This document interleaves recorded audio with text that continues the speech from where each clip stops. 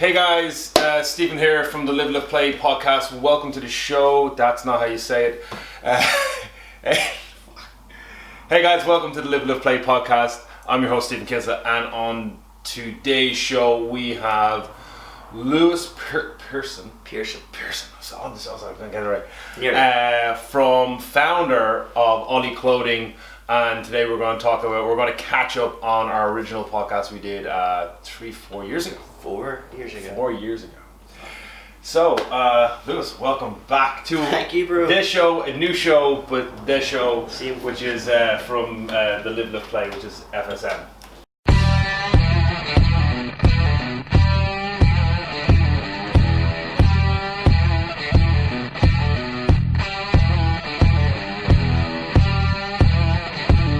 You're listening to the Live Play podcast.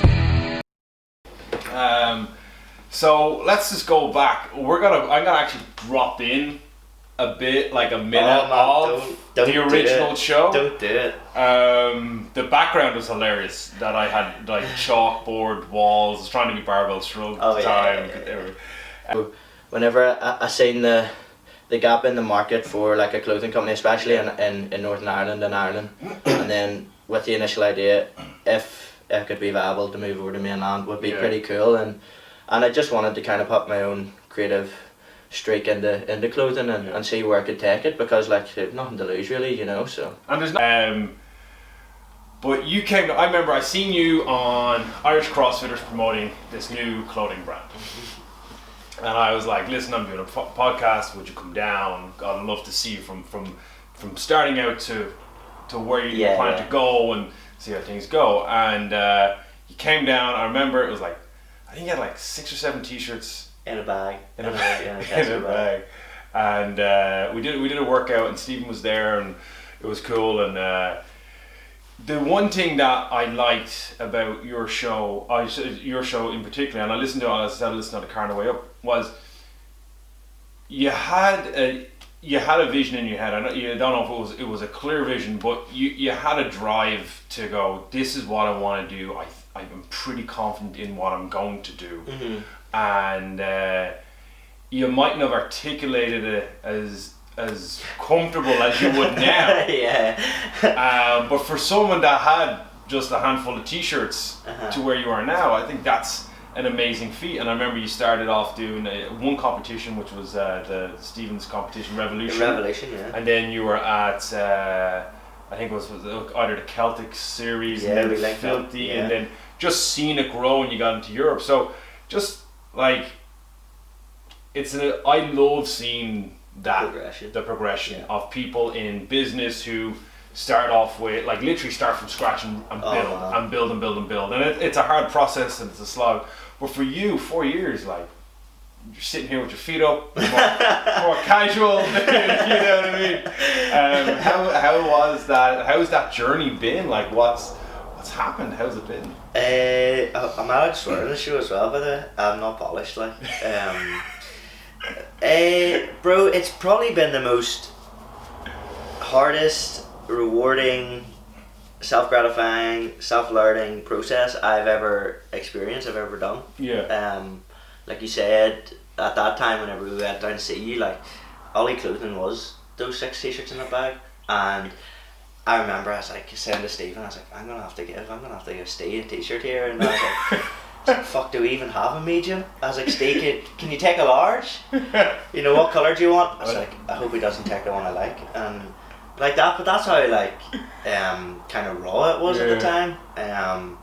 We launched into, it was Oly Clothing as a whole was kind of, I think, my 3rd or 4th idea that I'd come up with. I've always been entrepreneurial. I've always tried to do something, and it was actually Steve McQuillan, very good friend of mine, owner of CrossFIt Castrum, who he popped around to my house when I was in Belfast one day, and he's like, yeah, I think I'm going to run this competition. He's like, do you reckon you could sort, and I was helping him organise a bit of it, and he's like, do you reckon you could sort t-shirts? I was like, yeah, I'm your guy. And I wasn't going to sort t-shirts. I was like, I'm going to launch a brand off this. And in that moment I knew, because I'd spoken about it before, and Yeah, I'm a big believer that the kind of the world, if you look at it the right way, gives Yeah. you those opportunities, and literally it just steamrolled from then. And I mean, from that point on, I remember clear as day, we had 5 months to build a brand, 5 months to find suppliers, 5 months to build what would have been a stall, build a team. You know, we had to get a launching team. I mean, I started the company at 400 quid, and that was it. I even remember how I got that 400 quid, you know what I mean? I was running events in a nightclub and made, I think, £900 net profit with my mate, and spent 500 quid on car insurance because I needed to get that sorted. And I was like, right, I've got 400 quid working capital here, you know, giving it all the buzzword names, and I was like, yeah, let's fucking do it. Why not, like? So, but yeah, man, it's been really bump and grind the last 4 years. I mean, it's not been smooth sailing. I don't think it is smooth sailing. I don't know anyone.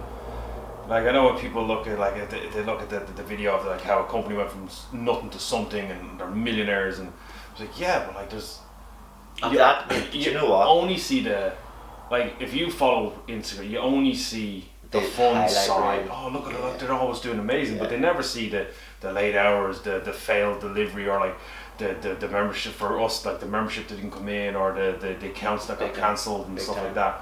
And then you're sitting there and you're like, and I suppose I like myself and any other person that got into business, is there's days where you're like, you question it. Yeah. Like, am I doing the right thing? I could go and get a cushy job and meet up with my friends more and do all that stuff. But then there's always something in the back of my head that goes, but that's not what you want to do. And for you, like, obviously there's been, as you said, there's been highs and lows. How do you overcome them? Good question. For me, mate, it's kind of like, I know I'm not built for that 9 to 5 life, and there's nothing wrong with that. I mean, I just done so many part-time jobs, I tried so many things that I just realised that, like, my life's worth more than £8 an hour. Yeah. And not that that's what I boil it down to, but I know, like, you know, a big thing as well is I just wouldn't be fulfilled. And I mean, I don't make that. I didn't take a wage right up until January this year. That's 3 years with no money, no income, and a lot of people don't see that. So it's like, a lot of people don't understand that. Yeah. Right, as well, because they'd come back to you on like, oh well, you must be making. It's like, no, absolutely. Like, actually the last person to get paid is the guy, is the creator, because you have to look after everyone else first. 100%. And then on the basis that will come back to you, like FSM for years, even when we did our first podcast. Yeah. That was hit and miss, month to month, and then we're doing quite comfortably now until Corona. Starting trying to put me back down. I know. But let's again just keep working away. But you, like you said, you for, like, again, anyone trying to start a company, it's like, are you willing to go into that? And some of it has to be a slight bit of naivety going in as well, because if you said, hey, if I said to you 4 years ago, are you going to do 3 years not getting paid? You start questioning it. And same with me. I'm 25 now, and I swear to God, I thought I would be well off by now. And I wasn't naive, but you said, buzzword there that really speaks out to me, and it's kind of have the double N, which is naive and novelty, and those are the two.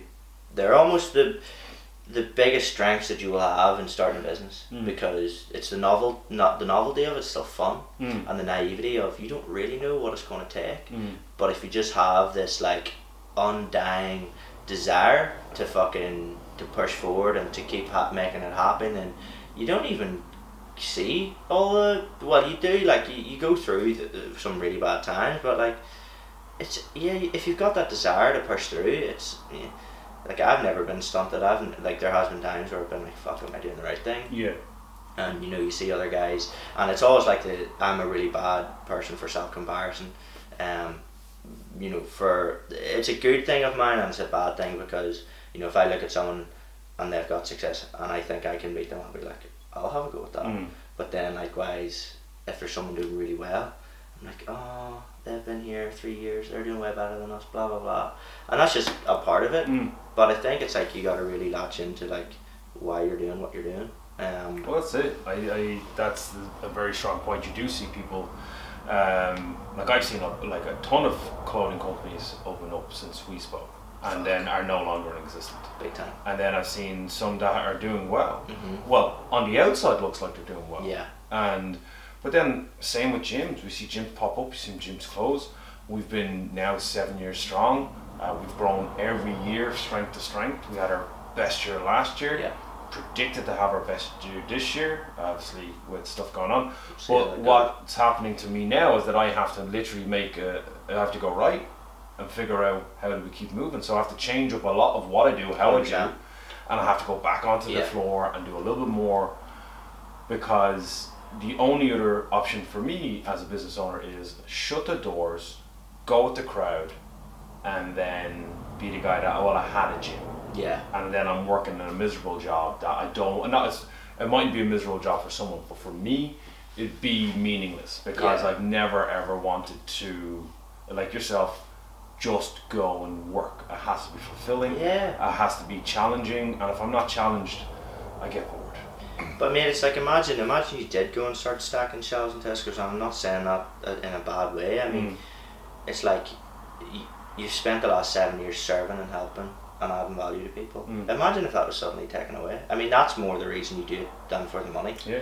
And like, I know your nature, and I know that's why you do what you do. And imagine that was taken away from you. It'd be tough, but the other thing, like for me, would be is that I'd always be finding something else to do. How could I redo something? Because I just believe that I'm meant to be doing something differently. And the same for yourself. Like, to say, you're very driven, and any interaction I've had with you, every time I've seen you at an event, it's been bigger, it's been smoother, crisper. Like, just the service is getting, and not to say that the first time I seen you at an event the service was bad. The service was what the service was. But it's like anything, the evolution of what I've seen Oly Clothing do, and then going into the kind of which you mentioned on the podcast, you have active wear and then just like performance wear. Yeah. And in all fairness, when I was listening to that, at the time I was like, what's he talking about? A jumper's a jumper. A t-shirt's a t-shirt. Exactly. And then and like, obviously I've seen what you have now, and I'm like, oh yeah. So even then you were like, this is where I'm going with it. And then you only launched that aspect of the website there a while back. So that's so funny. It's good to see that. Yeah, I think a big thing, Steve, when I was on, is like, you could tell, like, my nature's that I'm a visionary, I'm a dreamer. Like, I have a really good ability to just visualize and like picture things, and that's awesome. Because it's like, I can see I know where I'm going to be when I'm 30. I don't know where I'm going to be, but I can picture an idea, and at least if I'm going in that direction, and I sway a bit left or I sway a bit right, I'm still going in that general direction. Like, whether or not I meet that is a different story, but it's like, even, it's funny you say that about the two ranges and stuff. It's like, that was all just something in my head, and see, to execute that, and well, hold on to that first and foremost, and then to execute that over a long period of time. Yeah. Because we didn't start out, like I say, we started with 400 quid, and every penny we had ever made had went straight back in. And like, to slowly implement things that we had, like, I'm still implementing elements of Oly that I wrote in 2015, still to this day. You know, you said there about the performance range, and that only got launched last year, and you know, that's been burning in my mind. Like, I wanna be known for premium activewear. I wanna be known for premium casual wear as well. And how do we actually put that out to the market and have it perceived in the way that we want it to be perceived? Do you know what I mean? And another thing about the name, because I remember, I think this is because I watched the show this morning. The name Oly, I was kind of apprehensive. There's Oly Clothing in the CrossFit market, powerlifting market, and you were saying we want to bridge the gap. But it's like if you say the Beatles, like the Beatles, the name, has nothing to do with there's nothing to do with a Beatle. Exactly. And now Oly Clothing has gone to its own. It's Oly Clothing, Man. and it's not associated at all with any fitness. It's just the funny thing. And I was like, "Jeez, he fucking nailed that one." Mate, that's the funny thing. Right yesterday, I had a talk with my general manager about this. He's like, you know, like, we're changing the direction. We're taking the company in the training and lifestyle space. We're not moving away from CrossFit. We're just not all in on that niche anymore. But and you said it again, predicted. You did say it's only one market. Yeah. And active fitness is huge, and if you're going to isolate yourself to one market, you're going to limit yourself. And that was the thing, and it's like, we're now moving into a space where I don't care if you're doing GAA, pre-season, fucking volleyball, CrossFit, you're hiking a mountain. I want my t-shirt on your back or my vest on your back, because you're living that lifestyle. You're getting out, you're training, you're looking after yourself, you're getting the community element of activity. There's obviously so much more to it. Yeah. But that's what we were trying to encapsulate. And CrossFit was an epic launch market from a business perspective, very affluent, very into that lifestyle. Also, it was just sheer luck. I didn't even consider this at the start, but we were first to market. But then you've got the other elements of it, is that whenever we launched, like, it was so emerging and exciting and upcoming as well. So like there was a lot of different variables that went into it, like so. But no, mate, it was getting the name right was something like Oly. People ask me all the time, and actually I'll drop it in just to kind of remind people. It's like literally the name came. I was big into my rugby, and whenever I was in development squads or whatever for bigger teams, we'd be going into the gym. There'd be like 30 dudes in the gym, and they're all fucking bays and fucking deadlifts and this and that and triceps and all. And I'd be like, right dudes, I'm up to Oly lift. Yeah. And that's literally where it came from. Literally, say any word after the word Oly and it works. Oly education, Oly seminar, Oly clothing, Oly whatever. Oly shit. Still works.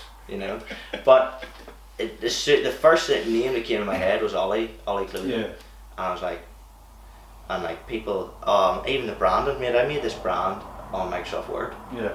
And people are paying $500 to $750 to get a brand made online. I made this on Microsoft Word. And it's what you took the name, and there was an association with the name. You made it yours. Yeah, man. It's not associated with Oly Olympic weightlifting. It's just Oly Clothing is its own entity. Yeah. The logo is always been, again, it's a crisp logo. It's not, you see these logos and they got everything in them. And then from a printing point of view, that's a nightmare. That's a disaster. Yeah. So, like, again, that got nailed. And just as we like seeing the website from the original website, from the Facebook page to the website now, and then you got the roulette thing on the website, which is man. slick. And because you're kind of like, you're like, I could get 50% off. Yeah. It's just and it's the little things. I know you said like you've been implementing things still to this day. Yeah. But that's still like the same with me. Like I'm trying to implement different aspects of what I want to do with FSM, how I want to run things, especially with our youth development, where we're going with that, the plans we have, and it's just I still have to. It's there. It's in my brain, but I have to get to here before I can start developing it. Yeah. And we've got a great team, and we're working towards that. But again, it's time. It's time. It's energy. It's money. It's patience. And then you just can't jump the gun, because a lot of people will go in, jump the gun, promise the world, and then they fall. And if you do fall, are you able to get back up? Yeah. Especially in these uncertain times that's going on. Especially, I know it hasn't hit Northern Ireland as hard yet as Ireland, but the gyms, a lot of gyms closing their doors. A lot of companies losing, like 70,000 people were laid off on Monday from the restaurant and pub trade. That's crazy. That's nuts. So what's going to happen in an economic downturn? How are companies going to start pumping up? And then there is, like, if you're sitting at home and I've got a kid, I've got a 4-year-old, and he's wired 24/7. Yeah. And he's hard, like, come on, play. And I was like, I like to play, but like, again, my body's like, I can't do a lot of stuff. Like, I need to warm up to play. You're like, Judy, give it to me, man. You need to do stretches. Get the Theragun out. And then you see something, you're scrolling through and you see like a top. And it's like, and that 5 minutes of you online looking at a t-shirt or looking at a top or a beanie or anything, you buy something, you're gonna get you're gonna get an endorphin hit, and then you're gonna get an endorphin hit when it arrives. Oh yeah. So, like I know I got an endorphin hit because Nightline Deliveries have delivered a wedding suit for my groomsmen. Yeah. Today, it finally arrived, and I'm like, jackpot. Nice. Yeah. I know what it is. Big I've time. only gone home to open 100%. up, put it in a hanger.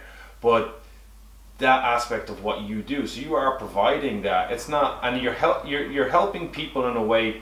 Some people will be like, well, you're not helping, but you are helping people because you're getting a little bit of you're giving some satisfaction, even without the virus, COVID-19, just in general. Like, and it's quick, it's easy, and the ad that pops up, and you've got, you know what I mean. You see it, and then it was St. Patrick's Day, and now it's not like it's a week. And it's giving people the option of man, I said, I'm gonna buy some new gear. But I'm that's not home, you know. Beside the climate we're in, running a brand, like, it was one thing that I really struggled with, because I was like, oh, when I start this, everybody's gonna want it, because in my mind, this was the best thing since fucking sliced bread. Yeah. But I soon realised, I asked myself the fucking hard question: nobody really needs to buy my product. Right? And that's a scary thing. I don't solve a problem. I don't add I do add value. I don't add convenience. I don't save time. I don't save money. And those are the 5 elements of what every product and service based business is built on. I don't do any of those, bar maybe add value. So I need to create a brand whereby you want to invest in us. You believe and agree in the way we operate and what our business practices are. We kind of, my aim is that, especially within the next 2 years, we're going to be putting out new types of content that really fucking energize people to get up and do something with their health. Your vlogs have been deadly.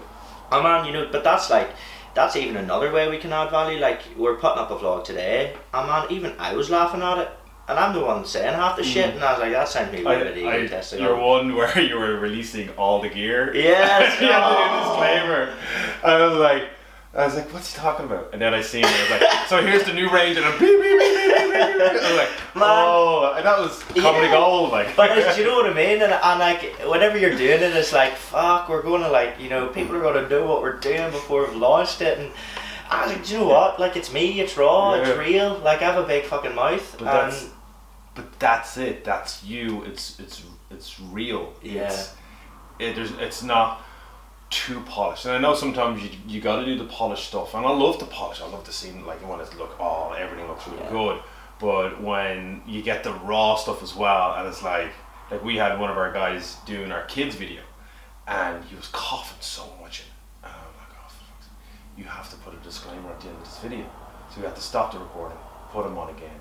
He goes, why? I said, you keep coughing. He goes, one of the lads brought me a coffee milk. He's lactose intolerant, so he put milk in his coffee, drank up, so he's phlegmy all day. And he's like, in the middle of a video. And I'm like, and then he's like, hey guys, I noticed you noticed me coughing. Yeah. I'm lactose intolerant. I had milk in my coffee. But that's, he just explained. That's authenticity. Yeah. That's like, we didn't just stop and redo the whole video. Yeah. There's no point. And people watch and I watch vloggers. I am big fan of, and it's only recently I've gotten into watching vloggers because I had to do it. I was like, fuck, how are people doing this? Yeah.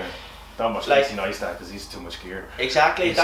But it's the authenticity. You will find it easier because there's videos we're putting up. Like, even we're doing I'll actually not go there because it's still secret, but there's videos we're putting up, and you have to be authentic because that's the whole point of a vlog. Yeah. It's like, if I put up this real polished road to the games type fucking video, people are going to be like, I can't relate to that. I can't, maybe you're putting out an insecurity, or you're putting out the fact that I can't say 10 lines without saying the word fuck. That's fine. People. But that's me as well. That was actually something I really struggled with in the start. For the younger generation, it could be a drinking game or a burpee game for kids. But it's like, I remember starting out and I was really not polished, I wouldn't say I am now, but put it this way, the first podcast I ever done was your show. The second one was a real small time, I think 26 people listened to it or something, right? I said the F word 54 times in 40 minutes. And that was kind of almost out of nervousness, maybe being over enthusiastic, trying to, I was just going off on one every time. I didn't know what to talk about, didn't know how to be succinct, and it's fine, and you'll learn with that. But it's like, people can't relate if you're not authentic, if you're not being yourself, and that was why we started the vlogs, is because I'm a personality, and I know that. I'm not I'm not just sitting there twiddling my thumbs in the corner being quiet. Like even at events, like I'm the best at sales because I'm not trying to sell to people. Yeah. I'm just fucking having chats and back. Yeah, and then people invest in me because they're like, well, he's not trying to fucking sell me. Like I'll say, look, if you don't want anything today, it's fine. Come back later, fucking whatever, you know. You want to try anything on, feel free. Order it off the website later, you know. But it's like when they see that you're just trying to do your job well and you're trying to take time to talk to people and you're trying to build your connections one conversation at a time, build your customer base one customer at a time through genuine interaction. Like, I don't care if you don't buy off me. Yeah. If you're a good dude, you're still a good dude. Like, exactly. Do you know what I mean? We're going to take a quick break just to change batteries and memory cards, and we're going to come back for you. 2 seconds for us, about 3 minutes. And we are back. So before we took that little break for you guys, you were talking about obviously your sales, but you're not a sales guy. You're not that cheap. Hey, buy my top and I'll slide you a sticker for free. Very good. I might use that actually. What did you do? But even like I know from, again, anytime I've seen you at like the Filthy, I'd be walking past and you would acknowledge me. Even if I wasn't going to your stall, you'd acknowledge me. Hey, how's it going? Go over, have chats. Sometimes I get stuff. Sometimes you'd give me stuff for nothing, or and then sometimes we buy stuff. And there was never a sense of, fuck, I don't want to go over there because it's going to make me buy something. You know? Wasn't that like you were rubbing your hands out, here's Steve, I know him. I'll get on. That's at least 60 quid. You know what I mean? It wasn't that type of salesy where you go to people and they're trying to like, oh well, you know, it's because I've worked with sales guys, I've done the calls in the gym and stuff like that. I know when someone's trying, and I even told you, like my other guy that I was trying to get I was trying to say, but he did what he had to do because he wasn't trying to sell me, he was trying to. Actually, on top of that, the very next day I got a book sent to me by him with a personal message. Go read this, have a good time, don't worry about what's happening, we're all going to get through this. But that's a genuine relationship. And that was a genuine guy I've been working with for 3-4 years. And I was like, fuck, like, you know what I mean? Man, see the sales process, it's been a fucking, like, they're one of the biggest whirlwind. I think everyone needs to sell. I just moved from here to here, to here. You're talking about the sales, but everyone should sell at least once in their life, It was one of the most uncomfortable things that I ever dealt with. But then I realised, like, I make it very simple now, and I said to my team, I'm like, don't go in to sell, go in to add value. If you can't add value, don't push it, don't push a sell. Build a connection, build a relationship, like, and a genuine one. Not like, oh, I'm talking to you in the hopes that you're going to come by, or you're going to come and buy a product in 2 shows time, or in 3 shows, or when I see. That's not what we're doing. It's like, if I can add value, if I can sell you what I'm trying to do with this brand, like, we're trying to empower, we're trying to educate, we're trying to like create something, we're trying to make it cool to want to be in an active lifestyle. You know, we're trying to make it cool to want to be interested in your health, fitness and wellness. I mean, we're putting out more health content than any company in the UK, or not in the UK, but in our space. There's no one doing what we're doing. Like, every 2 weeks we do a thing called Monday Mantra. If you're not on a list, get on it. And like fucking, we've done Wim Hof, we've read about Wim Hof, we've read about auto-suggestion, the power of auto-suggestion, what disciplining freedom means. I done a really cool write-up on a book that I had read, and like, I got people messaging me and emailing me, Louis, that was awesome. Like, and that's why I started what I do, and it's the exact same in the clothing side of things. If I can get you excited to put an Oly jumper on, to walk down the street, to go for a coffee, to fucking spend time with your friends, to get out and hike, that's I've achieved my job. And it's all value orientated. It's never, I'm trying to do this guy for this money. It's like, if I can make you feel $1 million with just a t-shirt, that's a pretty good trade-off in my mind, you know? Yeah, it stands to your character and your integrity, and that falls into the integrity of the company on top of that. Yeah. Because don't get me wrong, and I'm the same, I want to have a nice life. I want to have my son and my fiance to not have to worry about the monthly bills. Exactly. but I don't want to do it by not being me and having my company do things that we're not proud of. Yeah, and what you're saying, I'm the exact same.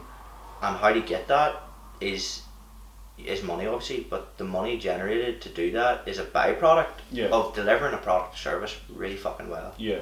You know, adding value, adding convenience, saving time, you know, adding hope, whatever it may be or look like.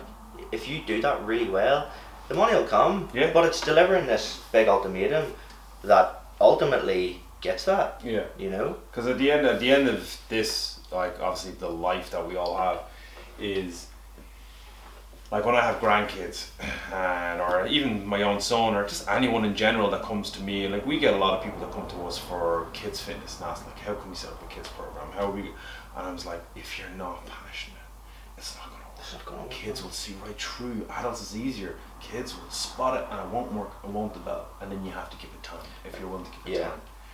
But so I want to be sitting there and going, like, what did you do? I said, well, I built a company. I said I looked after my family. I helped as many people as I possibly could through what I do, and I'm able to live a nice life with that. Yeah. And I've no fear.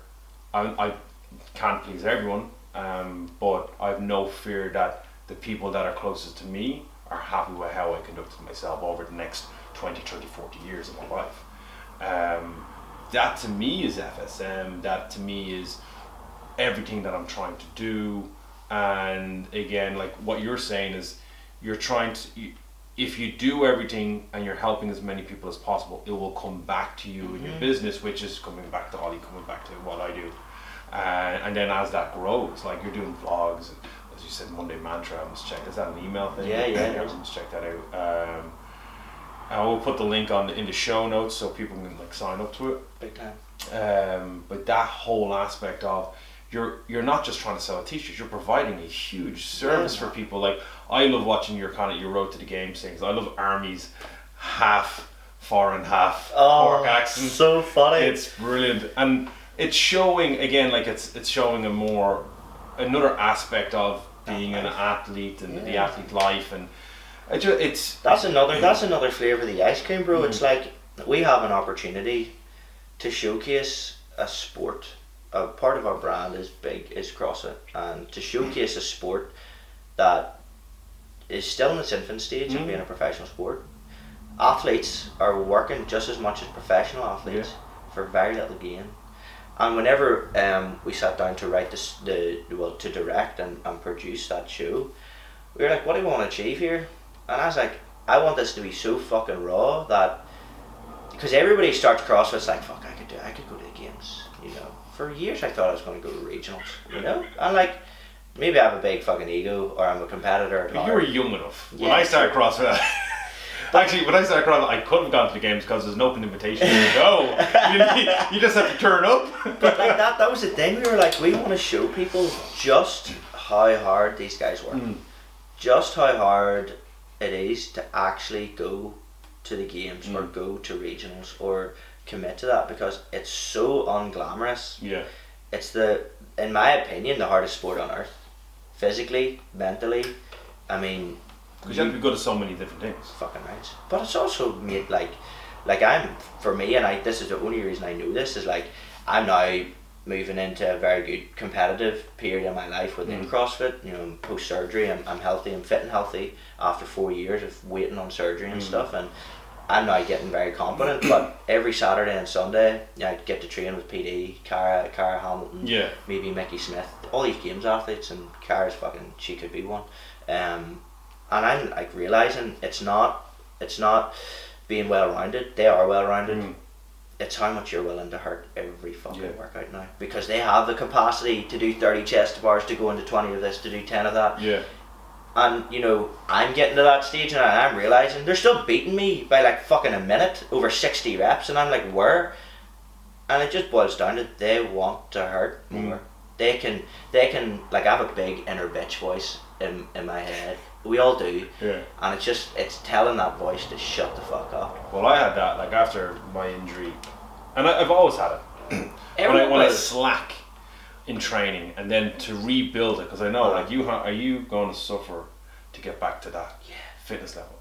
So after my injury, I was like looking at who am I going to hire as a coach, and I went around. I was like, Kevin Don can hire Johnny, and I was looking at different people, and I was like, you know what? I said, I entrust my coaches every day with my members. Yeah. So I hired Lee for 10 weeks.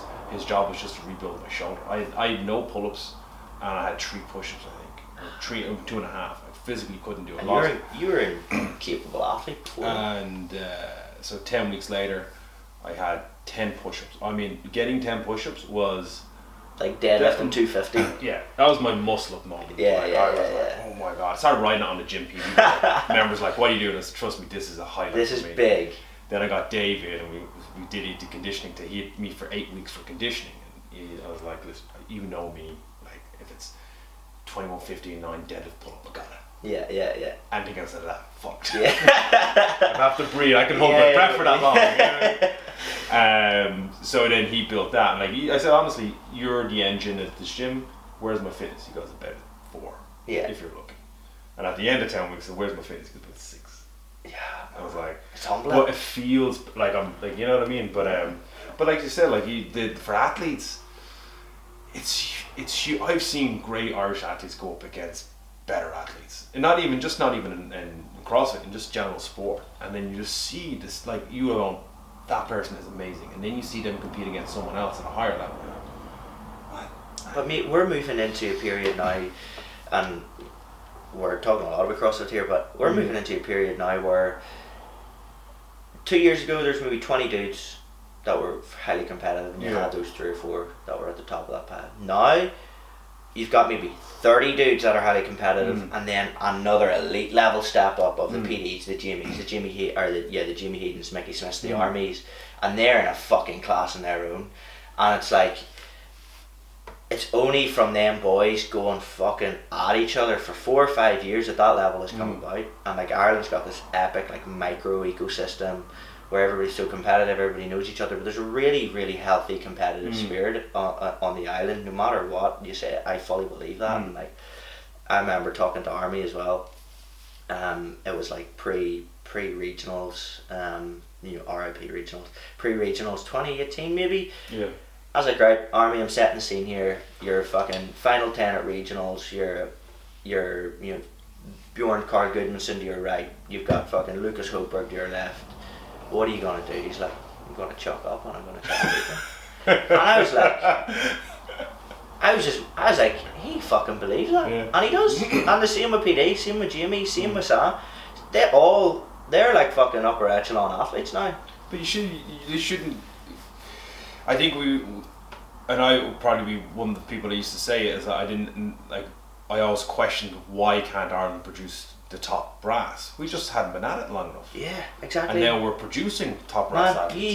You even look at like the 10 boys after that group. Like, we've got boys that could go on a sanctional team and do really fucking well. And I think our young guys, like, there's teens out there. Man, Sam Stewart's 22 or something. Sam Stewart's only 22. Yeah. Is he? Man, fucking. No, he's like 28 or something. No. Bro, 22. You know, I actually could be right. He might be 21. This is what I'm saying. You know, there's people coming through. Like, you have young Dean Kearney who's coming through. You have, you've got Sam. You've got loads and loads of people. And like, I know a couple of people down in Pat Lenihan's son, or it actually might be his son is called Pat Lenihan. I'm not too sure, but like, all these 15, 16, 17-year-olds that are just getting absolutely awed and inspired by what these guys at the top are doing. They're trailblazing the way for these. And the other aspect is that when you see, like, when I started, and I always go to this, was like 30 muscle ups for time was like a 15-minute workout. Yeah. Alright. Now it's 2 sets. Yeah, and it's if you're fatigued. Yeah, if you're fatigued. And I've seen people now do it unbroken, and I've seen from, like, I remember doing 30 muscle ups for time years ago, and I questioned the lockout in a lot of reps, but my coach at the time gave it to me. Well, and it took me over 15 minutes, and I was like, that is the endeavour of the world. Oh yeah. You're not a man until you can do 15 minutes, 14 minutes next time. Yeah. And now seeing it now, the evolution of what people can do, and now people are doing like 15, 20 reps in a Metcon, like in a round, 3 rounds, and you're like.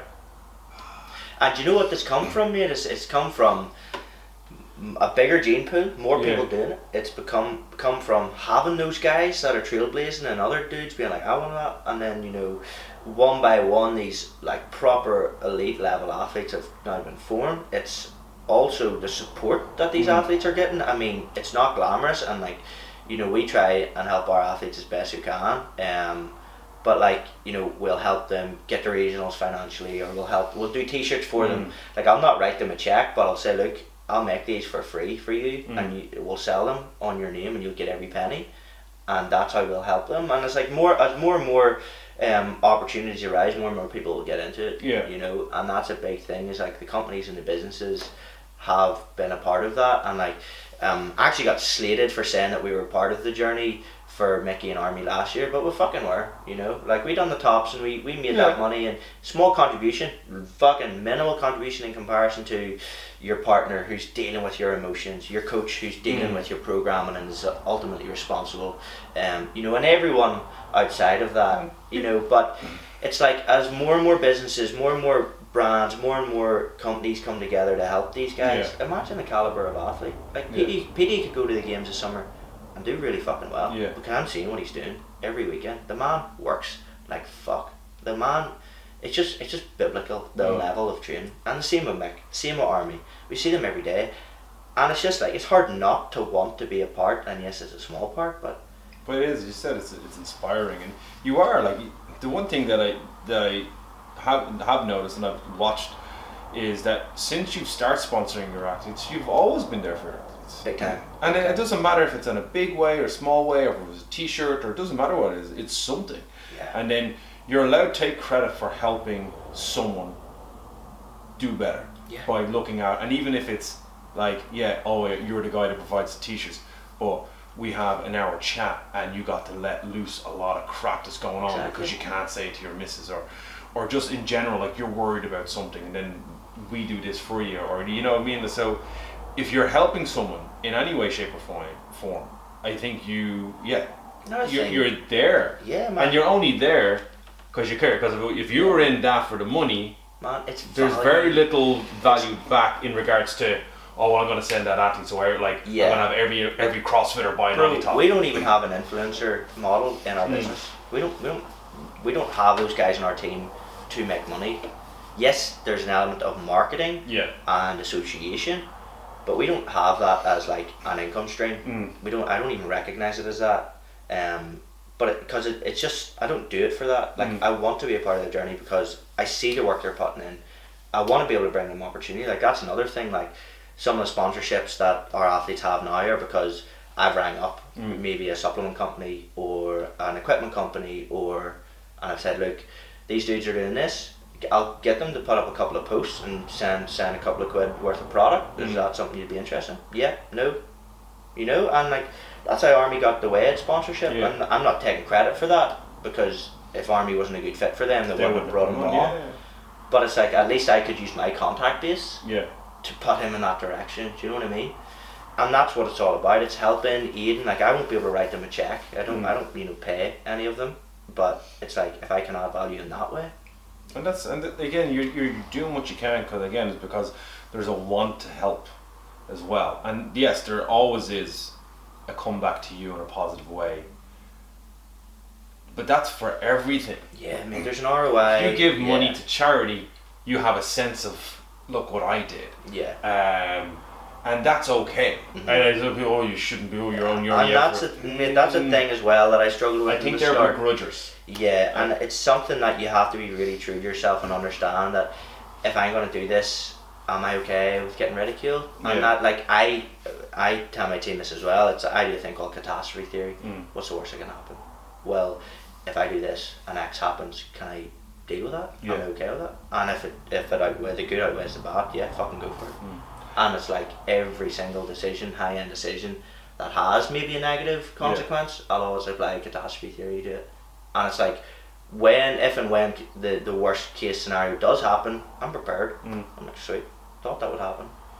And that's like, I like when people, if someone does kind of say something or something like, what's the worst can happen if I do this, and people are gonna like be not happy with what I do and how I do it, or you're out to try and Like, you didn't start the company, and I didn't start my company to not do well. Exactly. So anything we can do to help people that helps us is thing. valid.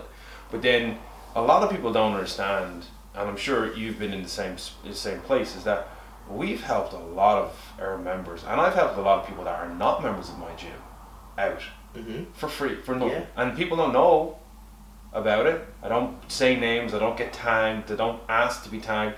I've spoken to a lot of business owners. I've been asked to speak to a lot of business owners over developing programs for kids, setting up kids programs and stuff like that. I said, and I've had hour-long chats. I had a girl with me for 3 hours in the gym. We had a 2-hour meeting, and then they watched the kids classes with us. We've had people from literally all over Europe ring us, and I never asked for a penny. I just said, wish you the best of luck, because I think there needs to be more youth development programs, strength and conditioning programs for kids. And people are like, you should be making on that, you should be like charging €100 a call, and I'm like, dude, you can, and there's a time and place for that. I don't think that's where I need to be. Exactly. But it's like you do that, Steve, because you want to help and add value and support, and like, you know, you're saying about the kids program, and it's admirable because you're seeing a fucking problem, and you're like, right, if nobody else is going to take responsibility for this, I'm going to do it. Might get it wrong, might fucking... Oh, we've made tons of mistakes. 100%. I've looked back on old videos of what we've done with our kids, and I'm like, oh my god, it wasn't hurting them, but I was like, could be doing that better, but that's a part of it. But that's and evolution.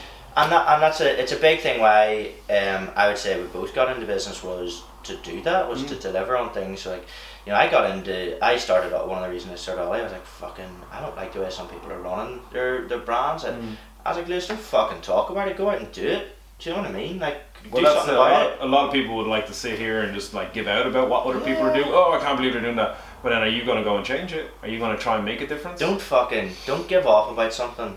Don't be a part of the problem. You can help identify a problem, but if you're identifying it and you're not doing anything about it, you're just a part of it still. Unless you're part of that solution, you're gonna fuck all about it, and you're just whining and just annoying people. So I have a funny feeling we could talk for a very long time. Yeah. But we're gonna wrap up the show. But before we do, what is coming? Obviously, with COVID-19 and all that, but let's remove that from the situation Imagine today. what's happening. Where's Oly Clothing going? 4 years ago, you were going to say you have 2 different types of branding. You say you're going to branch out. The evolution of what's happened in 4 years is amazing to see. And I think anyone that wants to start a business, a gym business, a clothing company, or anything along those lines, definitely watch the first show and then listen to this show, because there's a lot of stuff you predicted is happening, but it took time to happen. Whereas people think, I'm going to start a company in 3 months, I'm going to be making this, I'm going to sell this many t-shirts. Because I'm a guy that would do the numbers. If I sell this many memberships, To get that, and this many days, I'm a fucking million.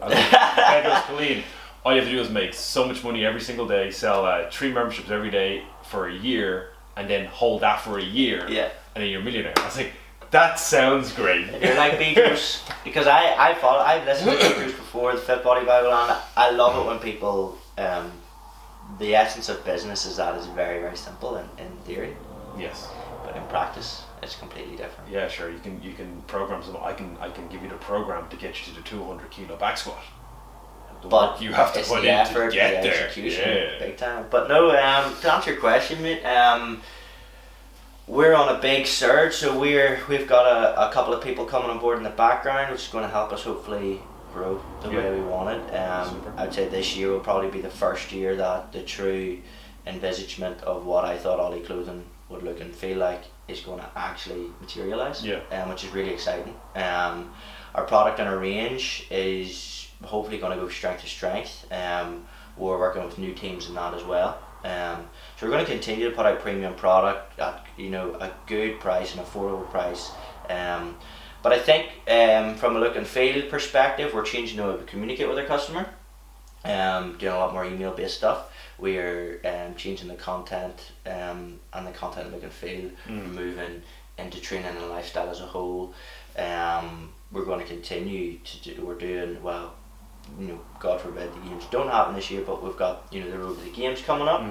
So we're going to do that, and we're putting a different twang on that as well this year. But yeah, mate, there's just so much happening. We had been scheduled to do 10 events up and down the country this year. Last year we so we'll see how it goes. I mean, we some stuff may need to change from the original plan, but we're just on a big growth path now. I mean, it's taken us a while to get to this level of infrastructure where, you know, we have, you know, 2 main bodies in the business now and a third, and that'll be the core team for probably the next 2 years, and we just have to grow. We're in a period of growth, and I'm excited for that. I think we're ready for it as well. So guys, in the show notes we're gonna have the Oly Clothing's website. We'll have the link to the mantra. We'll put out the Instagram, Facebook links as well. We'll have all that there, so you can follow Oly, see the clothing, see the new range, see the vlogs, the videos, the podcast that he has, everything that's coming out from him and the team and his athletes. Put a link to the vlog as well. I think people get a laugh out of it. Yeah, I'll put 100. So guys, thank you for watching. If you have not subscribed to the show yet, we're putting out content every single week. We have some really good shows coming up. We're on Podbean, Spotify and YouTube. Like and subscribe, leave a positive comment. If you want us to talk about anything, we'd be happy enough to talk about literally anything if it has something to do with living, lifting weights or play, having a good time. Guys, we are done and out. Have a great day.